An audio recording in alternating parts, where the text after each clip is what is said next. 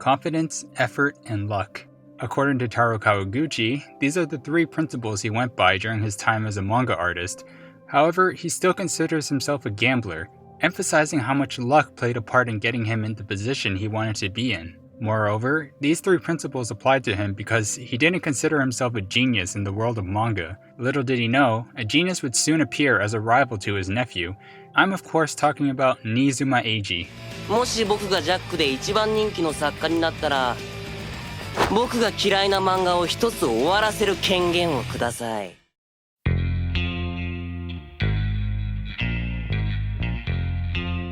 Niizuma is considered to be the 15-year-old manga prodigy. Growing up in Aomori, he began drawing manga at the age of 6. At 15 years old, he was the runner-up for the Tezuka Award, which was enough to get him recognized by the chief editor himself. He was then given the opportunity to move to Tokyo and become a serialized artist for Shonen Jack. However, he had one condition. If he were to become Jack's #1 author, he wanted the ability to end a manga series he hated. A hefty condition for sure, but one that the chief editor was willing to accept. Niizuma is shown to be someone who lives to draw and draws to live, and does so purely on instinct. He has a masterful grasp on creating mainstream battle manga, as seen in episode 15, where he was able to effortlessly draw storyboards for 2 full chapters without any prior thought.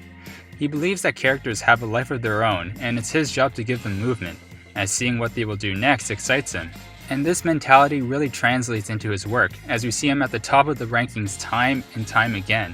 But it's not just his art that pushes him to the #1 spot of Jack.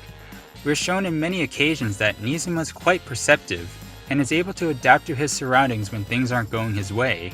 Despite his unusual mannerisms, Niizuma is very intelligent when it comes to manga, so much so that his peers have this belief that whatever he says ends up becoming true. Take episode 22 for example, when the Fukuda group met up to review each other's works. While he seemed to enjoy all 3 stories, he was able to judge which of the 2 would tie for first, to which the actual results accurately reflected his predictions. Passion, perceptiveness, and the ability to make quick judgments all make up who Niizuma is as an author, but they would also set him up to be a great rival to the fellow manga artist, Ashirogi Muto in particular. 一つですけど、僕より年下であれ書いたってすごいです。でも年が近くて嬉しいです。一緒にジャックでやっていく仲間がいて心強いです。僕、青森から出てきて同年代の友達まだこっちにいないですし、仲良くしてください。Having read Ashirogi's Money and Intelligence, Niizuma knew that they would be his greatest rivals going forward. He describes their first meeting as an electric shock, with Mashiro giving him a challenging glare, and Niizuma reciprocating those feelings back. For years they competed against each other, acting as each other's motivations to push themselves to greater heights, to the point where they are able to understand each other's feelings just by making eye contact. When Mashiro tells Niizuma that he'd be quitting as his assistant, he was able to tell that Mashiro had caught on to something, and let him go without a second thought. When Niizuma visits Mashiro at the hospital, he leaves as soon as he sees him working on his color page. Despite being hospitalized, Mashiro was determined to keep his serialization going. This prompted Niizuma to get back to his own work to show respect to his fellow rival. It was as if Mashiro was telling him, "I'm not going to let this stop me from drawing." Episode 52 is another great example of their rivalry.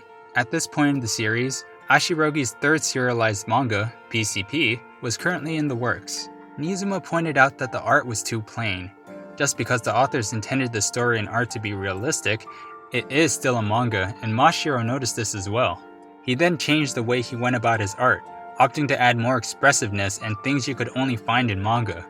Niizuma notices this, and begins to worry that the change in art would eventually overtake Crow in the rankings. In response to this, Niizuma redraws his entire chapter in favor of one that has no dialogue whatsoever.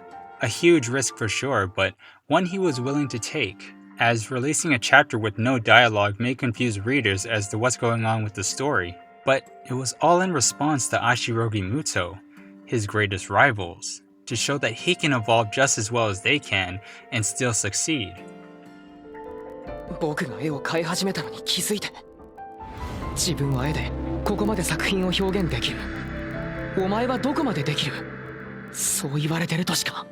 During Ashirogi's 4th serialization, Niizuma responded once again to Reverse's double protagonists by creating his own. However, he quickly cast one of them away for a new one. This goes back to his perceptiveness and his ability to quickly adapt to his surroundings. He understands how important antagonists are to standard battle manga. It wasn't that the characters he created initially were bad or weren't received well by readers. He just knew that they weren't able to compete with the ones in Reverse Sea. All of this was to ensure that he'd take the #1 spot away from Ashirogi. Finally, there was episode 64. At this point, Crow had been running for 10 years and Niizuma announced that he would be ending the series. If we recall back to season 1, he wanted the ability to end a manga series he hated if he ever became Jack's #1 author, and Crow just so happened to be the manga he wanted to end. This obviously came to a shock to everyone, including the editorial office, and so his fellow rivals proposed a deal. If any of them were to overtake Crow in the rankings before he finishes his final manuscript, then he would have to continue drawing Crow. There are a couple of takeaways from this arc, so to speak. The first being Niizuma's view on who should have authority over a work he's created. He understands that the editorial office wants to keep the series running as long as it's popular. However, Niizuma wants to end Crow at the height of its popularity because he feels that that is the best send-off he could give to a series he worked on for a decade, or any series for that matter. He's even gone so far as to say that he hates drawing Crow for the sheer fact that he's not able to end it on his terms until now. This really shows how passionate he is about manga, and that he doesn't want to lose his love for drawing because he is being told what to do. The second takeaway is how much influence Niizuma has on his fellow authors. Ashirogi aside, Fukuda, Aoki, and Takahama, all three of them strive to one day beat Niizuma and refuse to let him end Crow because it would feel like Niizuma had won while he was still ahead. They don't want him to move on to another manga, knowing that they haven't succeeded in beating him. Niizuma is able to inspire others while also being a goal they must overcome, and I think that's what makes him such a fun character. あの時、互いに決定的に思ったです。こいつには負けられない。こいつが一番のライバルになると。Despite all of his success, Niizuma remains humble and even lends a hand to his rivals because it's just the right thing to do. During Ashirogi's second serialization, their former editor, Hattori, needed Niizuma's help to light a fire in them. Niizuma felt the same way as he felt that gag manga wasn't the route they should be taking. Both Hattori and Niizuma had high expectations for Ashirogi and believed that they had the potential to become one of Jack's pillars. That's why Niizuma will do anything to support his greatest rivals. And although he stopped reading Tanto, he still acknowledged them as his rivals during an interview. ライバルはAshirogi Muto sensei desu. This was the path Ashirogi needed to get them on the path they needed to take. They needed this push to aim higher, to compete with Niizuma on equal footing. When Crow had ended, Niizuma took it upon himself to thank everyone who competed against him.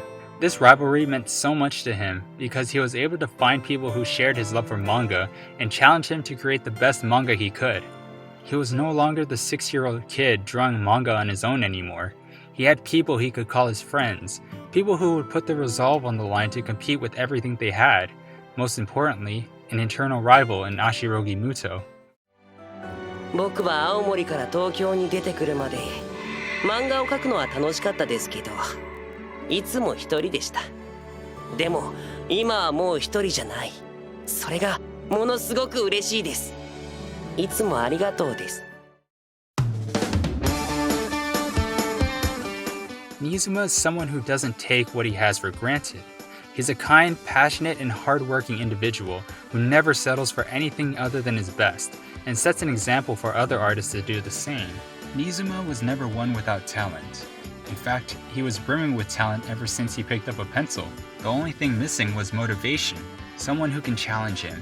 Someone who can push him to go past his limits. An eternal rival, which should be written out as formidable enemy, but pronounced as friend.